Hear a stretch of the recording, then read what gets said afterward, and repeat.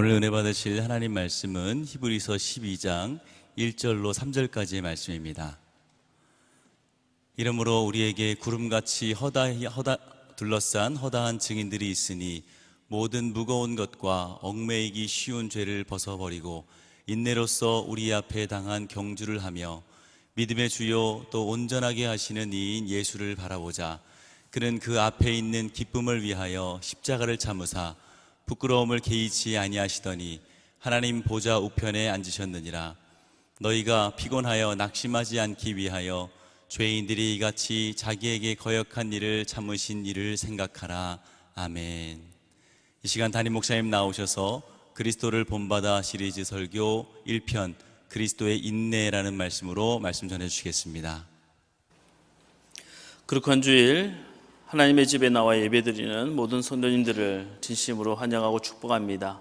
이 시간 가정에서 영상을 드리는 모든 성도들에게도 동일한 은혜가 임하길 원합니다. 먼저 귀한 연주를 해주셨는데요, 우리 두 자매를 위해서, 트리오죠, 세 자매를 위해서 큰 박수로 축복하겠습니다. 감사합니다.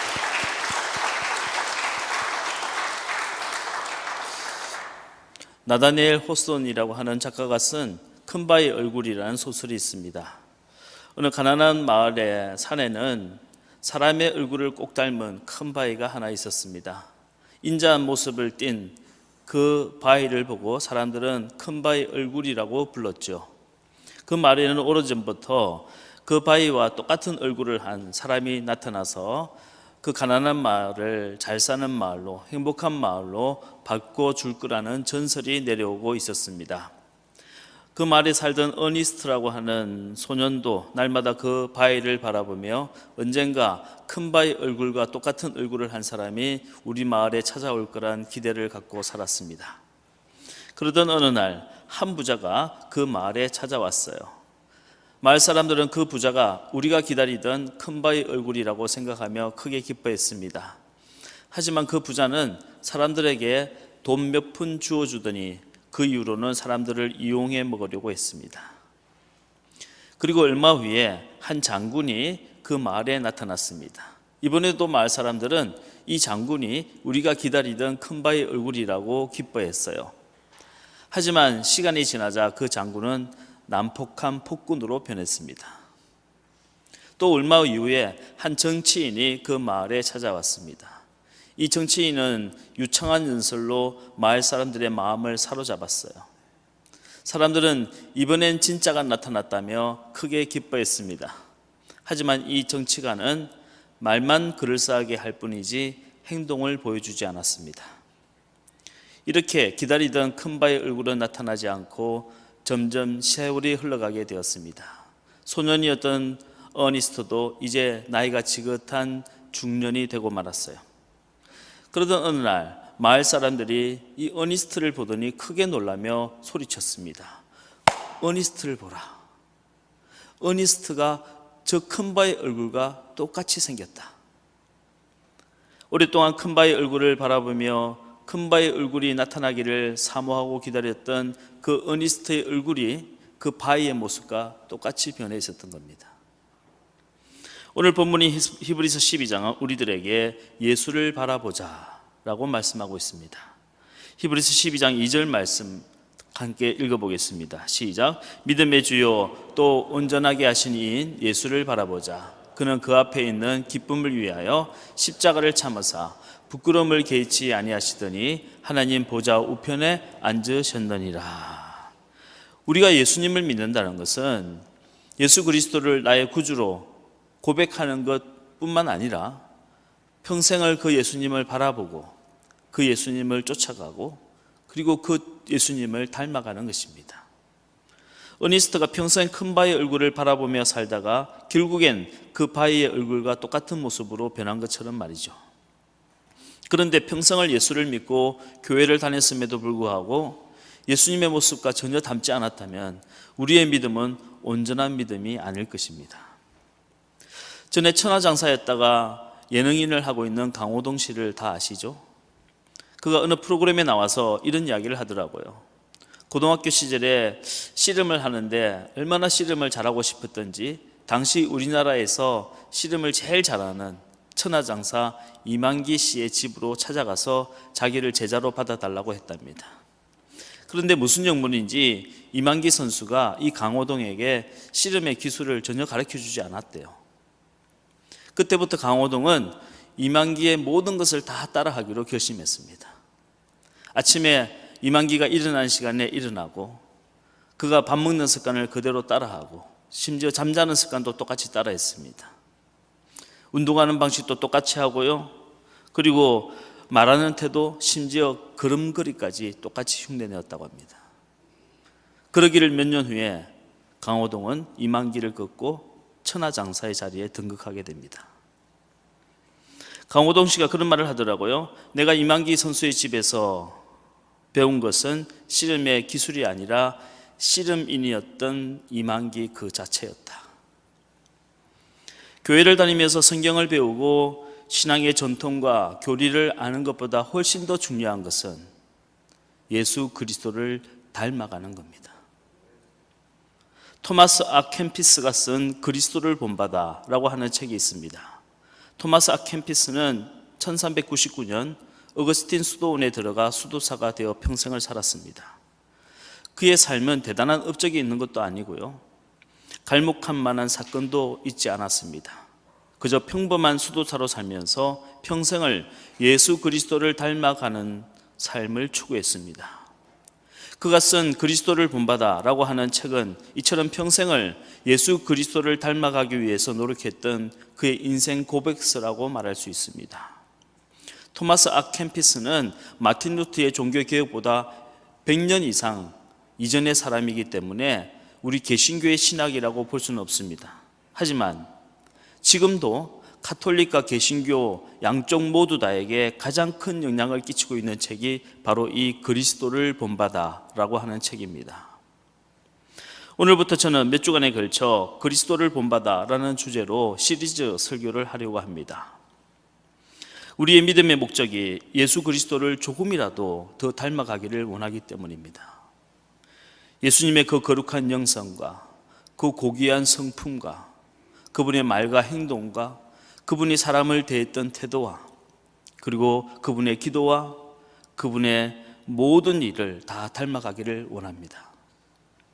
토마스 아 캠피스는 그리스도를 본받아라고 하는 책에서 우리 인생에 찾아오는 모든 시험과 고난을 이겨낼 수 있는 유일한 방법은 바로 겸손과 인내밖에 없다고 말했습니다.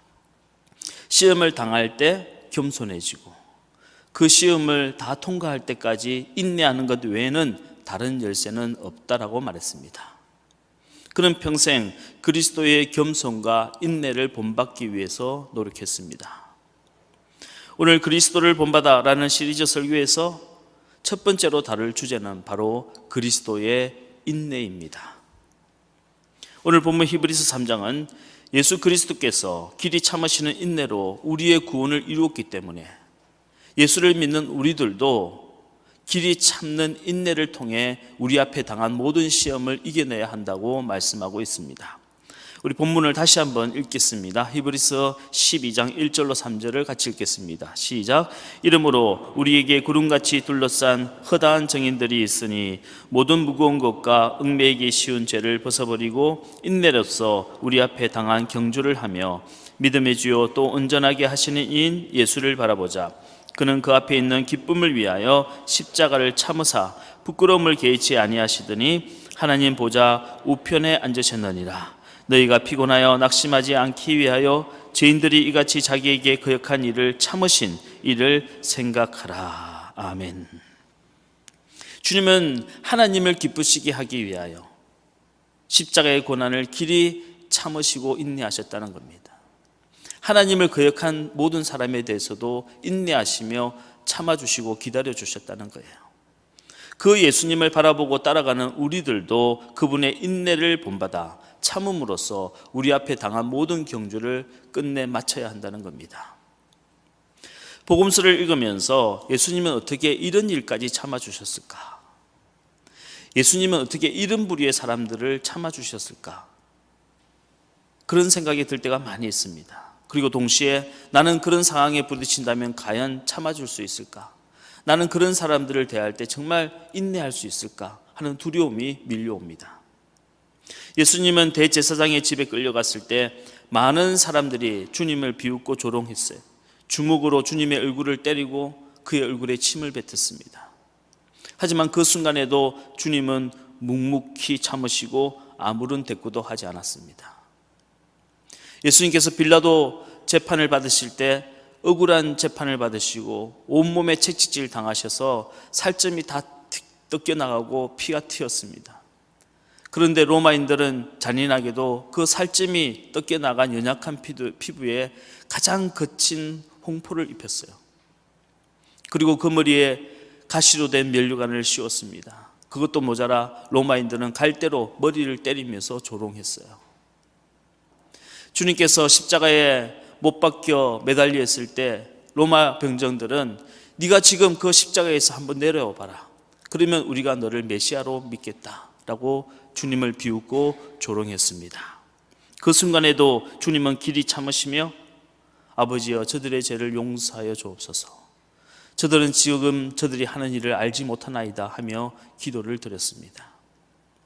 이사야 선지자의 예언처럼 주님은 도살장에 끌려가는 어린 양처럼 틀 깎는 자 앞에서 잠잠한 양과 같이 길이 참아내시고 인내하셨습니다.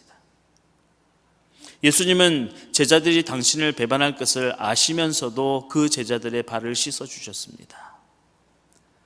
자신을 배반한 제자들을 찾아 디베라 바다까지 쫓아가서는 해가 뜨지도 않는 새벽녘에 나뭇가지를 꺾어 불을 지피시고 생선을 구우시면서 그 제자들을 먹이시기 위하여 아침을 준비하고 계셨어요. 예수님은 인내심에 한계가 없는 분이었을까요?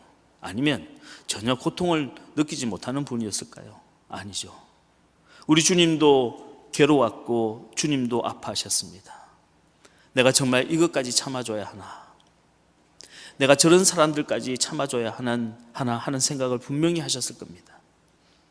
하지만 그리스도는 하나님의 영광을 위하여, 하나님을 기쁘시게 하기 위하여 그 모든 시험과 고난을 길이 참아내시고 인내해 주셨습니다. 그는 그 앞에 있는 기쁨을 위하여 십자가를 참으사 부끄러움을 개의치 아니하시더니 하나님 보좌 우편에 앉으셨느니라 하고 말씀하셨습니다. 성경은 그리스도의 길이 참으심, 그분의 인내를 이 세 가지로 요약해서 말씀하고 있습니다. 먼저 우리 야고보서 5장 7절로 11절까지 말씀을 함께 읽어보겠습니다. 시작. 그러므로 형제들아 주께서 강림하시기까지 길이 참으라. 보라 농부가 땅에서 나는 귀한 열매를 바라고 길이 참아 이른 비와 늦은 비를 기다리나니 너희도 길이 참고 마음을 굳건하게 하라. 주의 강림이 가까우시니라. 형제들아 서로 원망하지 말라. 그리하여야 심판을 면하리라. 보라 심판주가 문 밖에 서 계시니라. 형제들아 주의 이름으로 말한 선지자들을 고난과 오래 참음의 본으로 삼으라. 보라 인내하는 자를 우리가 복되다 하나니 너희가 욥의 인내를 들었고 주께서 주신 결말을 보았거니와 주는 가장 자비하시고 긍휼히 여기시는 이시니라. 성령이 말씀하시는 그리스도의 인내는 무엇입니까? 첫 번째는 농부의 인내예요.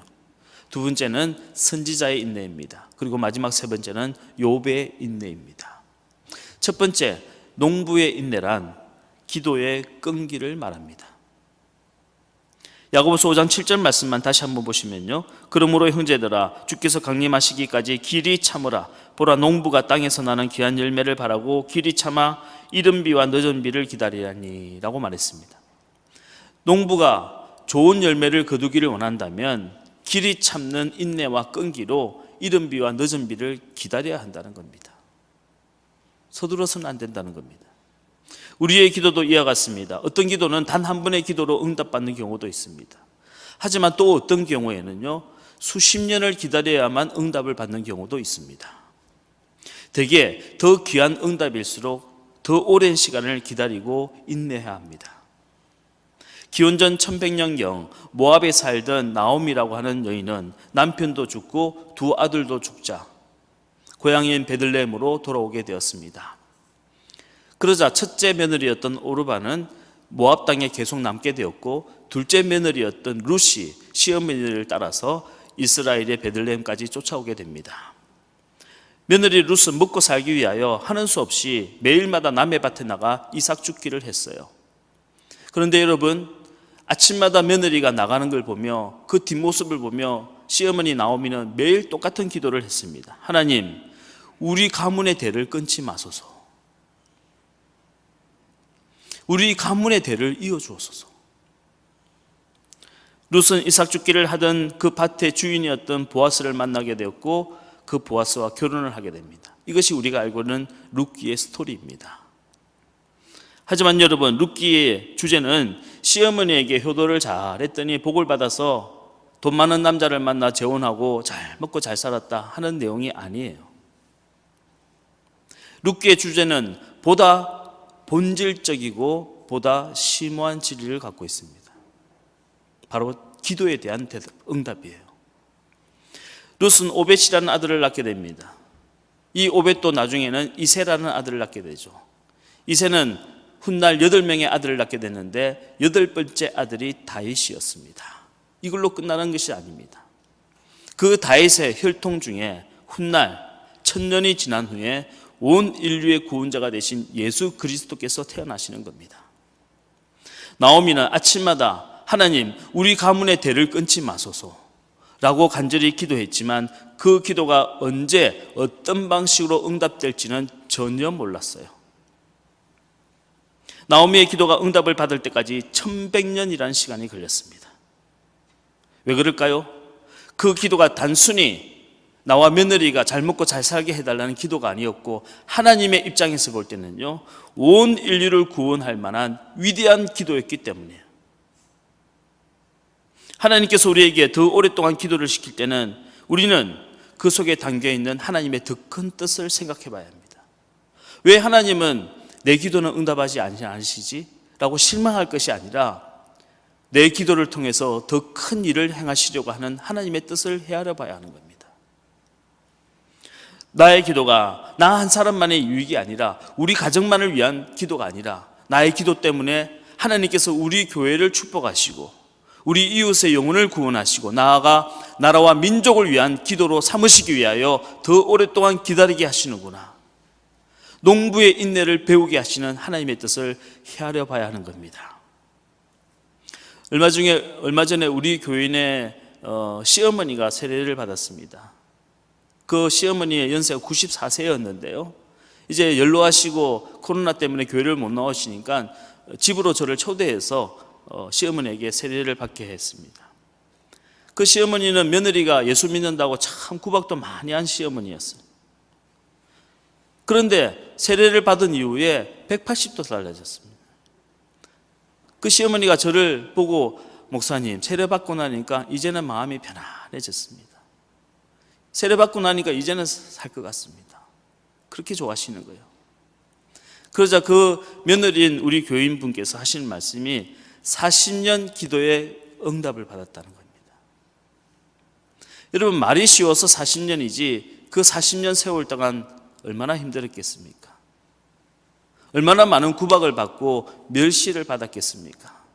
아니, 그 40년 동안 이렇게 강팍한 시어머니인데 포기해도 되지 않을까 하는 생각을 왜 안 했겠습니까? 제가 아는 어떤 분은요, 십수를 해서 대학에 들어간 분이 계십니다. 독일의 괴테는 파우스트라고 하는 한 작품을 쓰는데 무려 41년이 걸렸어요. 대학에 들어가려고 십수를 하고 소설 한 편을 쓰려는데 40년이 넘게 걸리는데 천하보다 귀한 영혼을 구하는 데는 얼마나 더 긴 기다림과 인내가 필요하겠습니까? 하나님은 우리의 기도를 절대로 거절하지 않으십니다.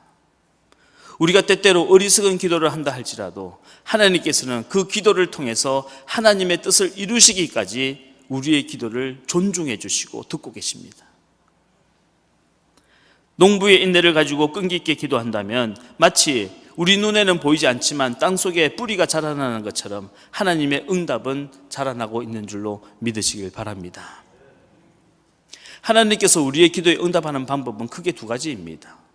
첫 번째는 문제를 직접 해결해 주시는 방법이고요. 두 번째는 그 문제를 견뎌낼 수 있는 믿음을 주시는 겁니다. 예컨대 암에 걸린 성도가 간절히 기도할 때 기적적으로 암덩어리가 사라지는 경우가 있습니다. 이건 하나님께서 직접 그 문제를 해결해 주시는 응답을 주신 거예요. 두 번째는 암 치료하는 모든 과정을 통해서 암을 이길 수 있는 믿음을 우리에게 주시는 겁니다. 이것도 응답이에요.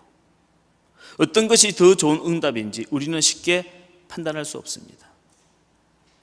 하나님은 직접 문제를 해결해 주시기도 하고 때로는 우리가 그 문제를 이겨낼 수 있도록 우리에게 믿음을 선물로 주시기도 하는 겁니다. 사업의 실패로 물질의 어려움을 겪고 있는 가정에 하나님은 물질을 주셔서 사업이 다시 일어나게도 하십니다. 하지만 그 물질이 없어도 감사하며 살아갈 수 있는 믿음을 선물로 주시기도 합니다. 어떤 것이 더 좋은 응답인지 우리는 쉽게 판단할 수 없습니다. 하지만 중요한 것은 둘 다 하나님의 응답이란 겁니다. 그리고 이 두 가지 응답 모두 다가 우리에게 영적으로 크나큰 유익을 준다는 것입니다. 여러분, 농부는 더 귀한 열매를 바라면 바랄수록 더 오랫동안 참고 기다려야만 합니다. 농부의 끈기와 인내를 가지고 기도하시길 바랍니다. 지난 한 주간 정교인 특별 새벽 기도를 통해서 기도의 줄을 붙잡은 분이 있다면 쉽게 놓치지 말고, 한두 번 기도했다고 응답 안 된다고 포기하지 마시고 농부의 인내를 가지고 끝까지 기도하시는 저와 여러분 되시기를 주의 이름으로 부탁드립니다. 두 번째, 선지자의 인내입니다. 선지자의 인내란 사람에 대한 인내를 뜻합니다. 오늘 야고보서 5장 9절에서 10절 말씀만 다시 한번 읽겠습니다. 시작. 형제들아 서로 원망하지 말라. 그리하여야 심판을 면하리라. 보라 심판주가 문 밖에 서 계시니라. 형제들아 주의 이름으로 말한 선지자들을 고난과 오래 참음의 본으로 삼으라. 여러분, 여기에서 뭐라고 말씀하십니까? 형제들아 서로 뭘 하지 말라고요? 원망하지 말라고 했어요. 믿는 사람들이 가장 조심해야 할 것이 뭐냐? 주의 일을 하다가 다른 사람을 원망하는 겁니다. 내 유익을 하여서 하는 일도 아니고 내가 주님을 위해서 하는 일인데 저 사람이 나에게 이렇게까지 섭섭하게 할 수 있나? 저 사람이 나에게 이렇게까지 반대할 수 있나? 원망하는 마음이 생기는 겁니다. 성경은 이렇게 사람에게 실망하고 원망하는 마음이 생길 때마다 선지자의 인내를 기억하라 하고 말씀하십니다. 여러분, 구약 성경을 한번 잘 읽어보십시오. 구약에 등장하는 선지자들을 한번 보십시오. 그들은 단 한 번도 사람들에게 칭찬받은 적이 없습니다. 구약의 선지자치고 사람들에게 칭찬받은 선지자는 한 사람도 없습니다. 엘리야도 그랬고요, 엘리사도 그랬습니다. 이사야도 그랬고 예레미야도 마찬가지입니다. 하는 말마다 사람들이 다 반대했고 하는 일마다 죽이겠다고 덤벼들었습니다. 오죽하면 예수님께서 이 선지자들을 죽이고 돌로 치는 자들아 하고 한탄을 하셨겠습니까?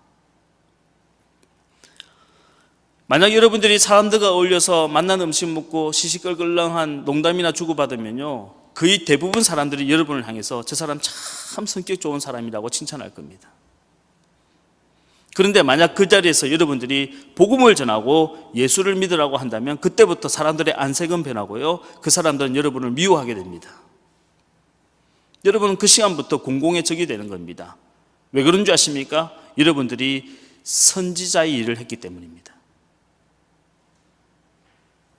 선지자의 인내란 그 모든 사람들의 미움과 오해와 갈시와 천대를 견뎌내는 겁니다. 그런 사람들까지 참아주는 것이 선지자의 인내입니다. 여러분, 세상에서 제일 힘든 것이 뭔지 아십니까? 결국 사람을 견디는 일입니다. 몸이 아픈 거는요, 고통스럽긴 하지만 견뎌낼 수 있습니다. 물질이 없어서 배고픈 거는요, 힘들긴 하지만 적응하려면 적응할 수 있습니다. 하지만 세상에 아무리 적응하려 해도 적응이 안 되고 참으려고 해도 힘든 것이 도무지 변하지 않을 것 같은 사람을 참아주고 기다려주는 거예요. 그런 남편이 실제 있습니다. 도무지 변하지 않는 사람이 있어요. 정말 위대한 피조물입니다. 세상이 다 변하고 세월이 변하면 강산도 변하는데 이 남자는 안 변해요. 그런 사람이 있습니다. 그럴 때마다 선지자의 인내를 생각하라 하는 겁니다. 여러분 한자어로 쌀미자를 아시죠? 쌀미자를 가만히 보면요, 8팔자에 10자에 또 8팔자입니다. 다시 말해서 쌀미자는요 88, 즉 88번이라는 뜻이에요. 무슨 말입니까? 벼 하나가 제대로 된 쌀이 되기까지는요 농부의 손길이 88번 가야 한다는 뜻이에요. 그렇다면 사람이 제대로 변할 때까지는 농부이신 하나님의 손길이 얼마나 많이 다가가야 될까요? 쌀이 88번이라면요 사람은 880번도 부족할 겁니다. 왜냐하면 이 세상에서 가장 독하고 질긴 게 사람의 마음이기 때문이에요. 그런데도 하나님은 우리를 포기하지 아니하시고 지금 이 순간에도 우리를 만지시고 계십니다. 지금도 하나님 말씀을 통해서 여러분의 마음을 만지시고 계시는 거예요. 몇 번째입니까? 여러분은 몇백 번째입니까? 아니면 몇천 번째입니까? 아이들을 키우다 보니 수십 번은 참아줘야 하고요, 또 수십 번은 쏘아줘야 되고, 또 수십 번은 기다려줘야 합니다. 이렇게 아비의 마음을 가져보면, 어미의 마음을 가진다면 그 사람도 참아줄 수 있지 않겠습니까?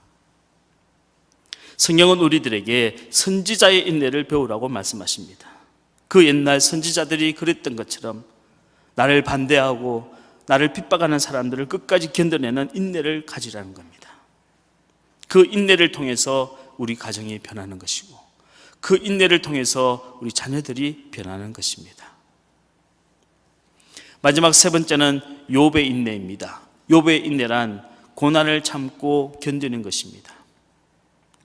야고보서 5장 11절 말씀만 다시 한번 읽겠습니다. 시작. 보라, 인내하는 자를 우리가 복되다 하나니 너희가 욥의 인내를 들었고 주께서 주신 결말을 보았거니와 주는 가장 자비하시고 긍휼히 여기시는 이시니라. 욥은 의인이었어요. 동방에 이와 같은 의인이 없었다고 말했습니다. 하지만 그에게 고난이 다가올 때 연거푸 찾아왔어요. 가지고 있던 재산들 다 도둑들에게 빼앗겼습니다. 사랑하는 자식이 죽었어요. 온몸에 병이 생겼습니다. 그의 아내가 그를 저주하고 떠났어요. 믿었던 친구들이 그를 배신했습니다. 실패한 인생이에요. 누구나 이런 상황이 되면요 포기하고 싶고 죽어버리고 싶은 마음이 드는 겁니다. 그런데 욥의 고백을 한번 들어보십시오. 욥기 1장 21절 말씀을 같이 읽겠습니다. 시작. 이르되 내가 모태에서 알몸으로 나왔은즉 또한 알몸이 그리로 돌아갈지어다. 주신 이도 여호와시요 거두신 이도 여호와시오니 여호와의 이름이 찬송을 받으실지니라 하고, 개역 개정 성경에 알몸으로 태어났으나 라고 되어 있지만 이전에 우리가 봤던 개역 성경에는 적신이 태어났으니, 적신이란 붉은 적자의 몸신자, 핏덩이로 태어났다는 거예요.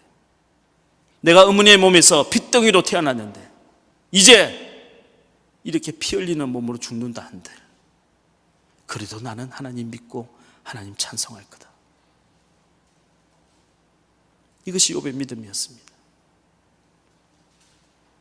빈손으로 태어난 인생인데 다 잃어버리고 빈손으로도 죽는다 한들 그럼에도 불구하고 나는 하나님 믿고 하나님 찬송할 거다. 이것이 욥의 믿음이었어요. 욥기 23장 10절 말씀을 같이 보겠습니다. 시작. 나의 가는 길을 오직 그가 아시나니 그가 나를 단련하신 후에는 내가 정금같이 나오리라. 나의 가는 길을 오직 그가 아시나니, 오직 하나님만이 아신다는 겁니다. 무슨 말이에요? 나는 모른다는 거예요.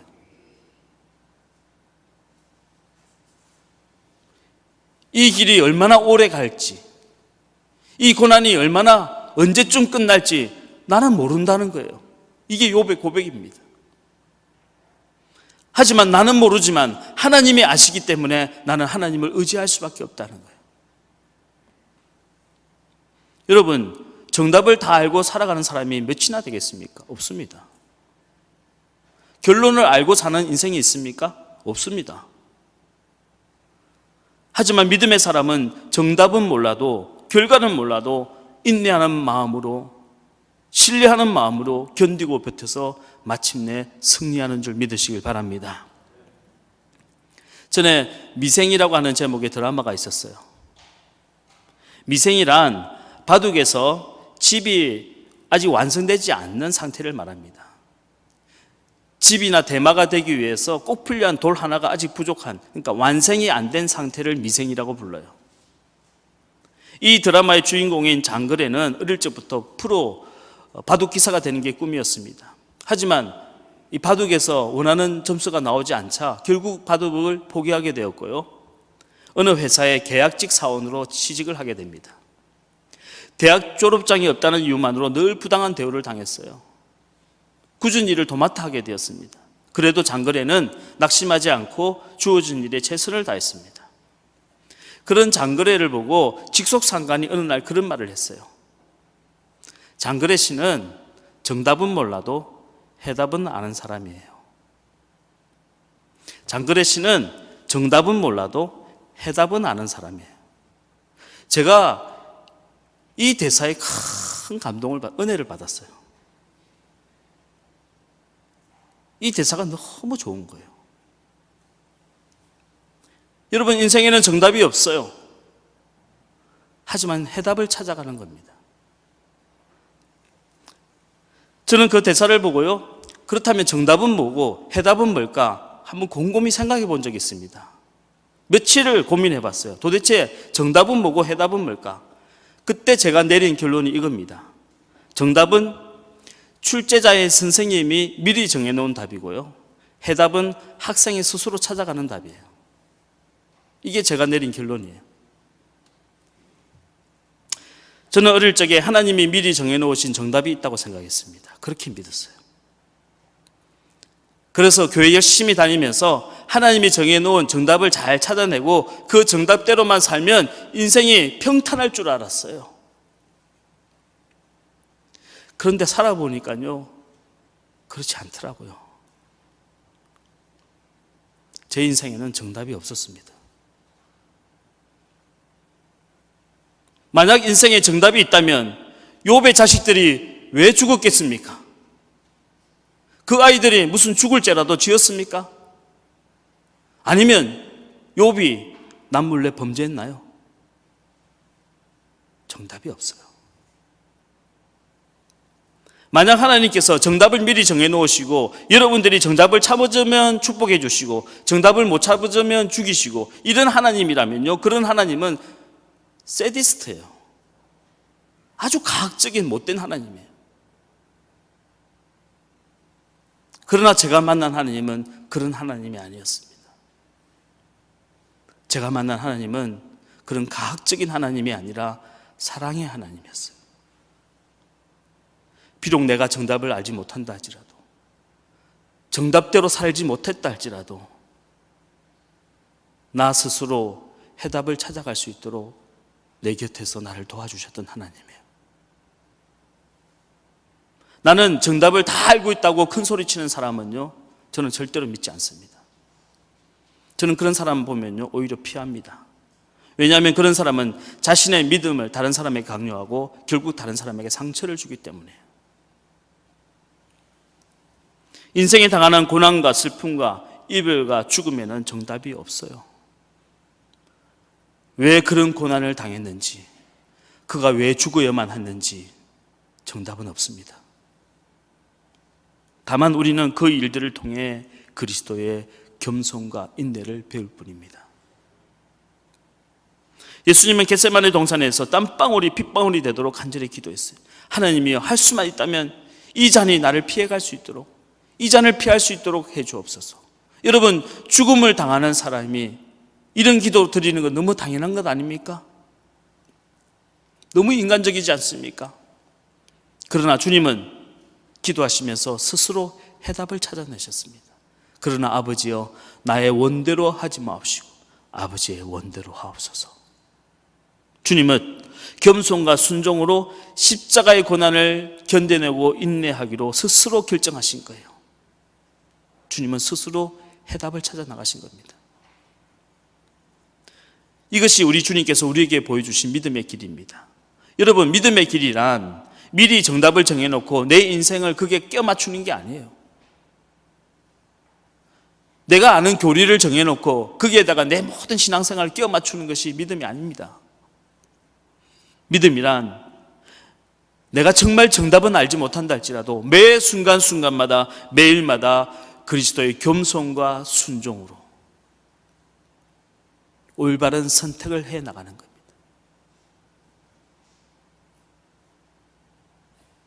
우리 성령님께서 우리의 연약함을 도우시고 우리가 해답을 찾아 나갈 수 있도록 우리를 위하여 기도하고 계시고 돕고 계십니다. 사랑하는 성도 여러분, 농부의 인내를 가지고 다시 기도하시길 바랍니다.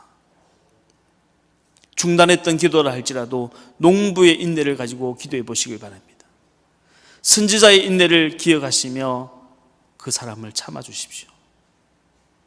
욥의 인내를 가지고 모든 육신의 고난을 견뎌내고 버텨내셔서 최후의 승리자가 되시기를 주의 이름으로 축원드립니다. 하나님께서 지금 이 시간에도 여러분을 돕고 계십니다. 하나님은 여러분을 축복하십니다. 기도하겠습니다.